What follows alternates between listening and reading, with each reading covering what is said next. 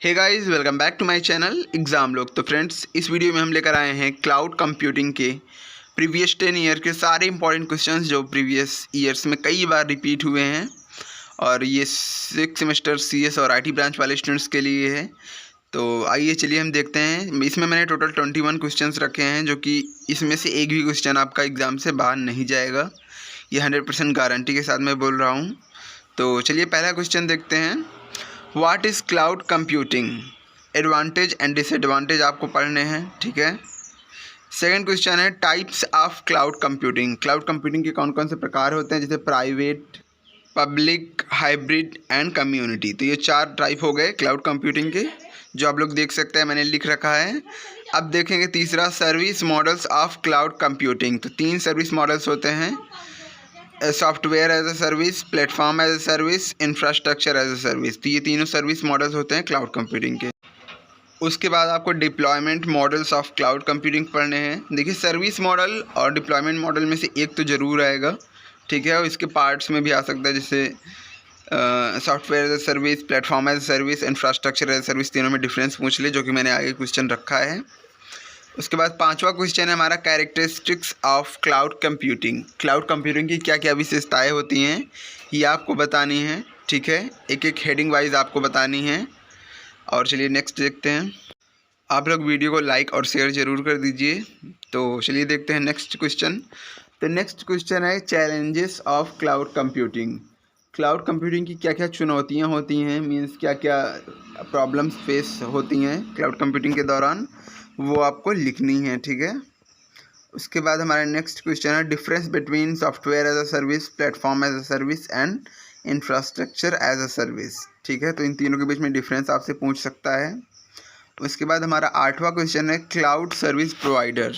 तो इसमें कुछ बेसिक्स क्लाउड सर्विस प्रोवाइडर्स के बारे में आपको लिखना होगा, जैसे अमेजॉन वेब सर्विसेज हो गया, गूगल क्लाउड प्लेटफॉर्म्स हो गए, और माइक्रोसॉफ्ट का हो गया, ठीक है।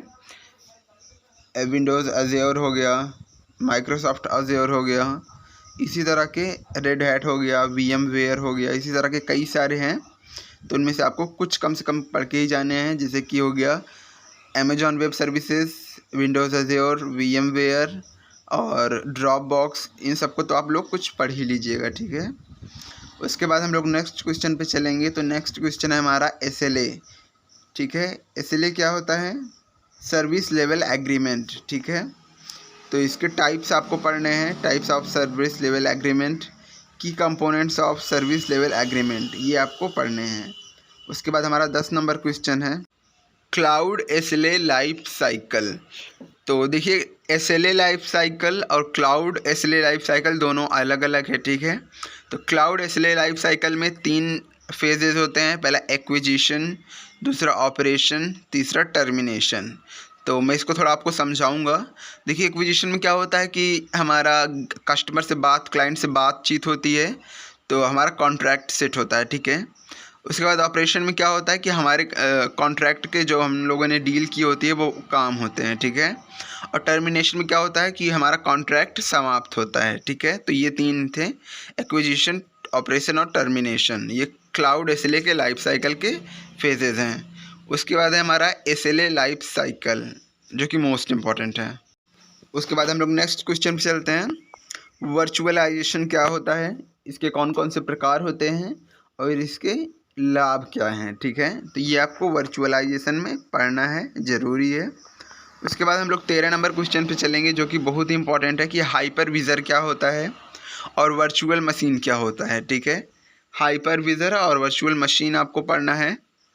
CPU वर्चुअलाइजेशन पढ़ना है, ये भी बहुत ही इंपॉर्टेंट है, CPU वर्चुअलाइजेशन, तो आपको इसको भी पढ़ना है।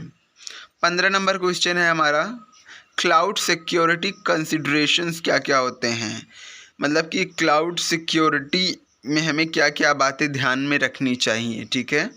मतलब किस प्रकार सिक्योरिटी की जानी चाहिए, इसमें के क्या क्या समझौते हो सकते हैं, वो हमको याद रखने चाहिए, ठीक है, पूछा जाएगा। उसके बाद हमारा 16 नंबर क्वेश्चन है what is data security. Data security क्या है, क्लाउड सिक्योरिटी थ्रेट्स क्या है, ठीक है। क्लाउड सिक्योरिटी में आने वाली बाधाओं को लिखना है, ठीक है। उसके बाद हम 17 नंबर क्वेश्चन पे चलेंगे। क्लाउड स्टोरेज क्या है और इसके प्रकार कौन कौन से हैं, ठीक है। तो इसके भी यही चारों प्रकार थे जो अभी मैंने ऊपर बताया था, प्राइवेट, पब्लिक, हाइब्रिड, कम्युनिटी, ठीक है। तो यही इसके भी चारों प्रकार हैं, तो आप लोग इसको भी पढ़िएगा। उसके बाद 18 नंबर क्वेश्चन मोस्ट इम्पॉर्टेंट है, स्टोरेज एज अ सर्विस। उसके बाद हमारा नेक्स्ट क्वेश्चन है 19 number question, storage area network, SAN, जिसको हम लोग शॉर्ट फॉर्म में बोलते हैं, ठीक है। स्टोरेज एरिया नेटवर्क आपको पढ़ना है और इसका क्लाउड कंप्यूटिंग से रिलेशन भी आपसे पूछ सकता है।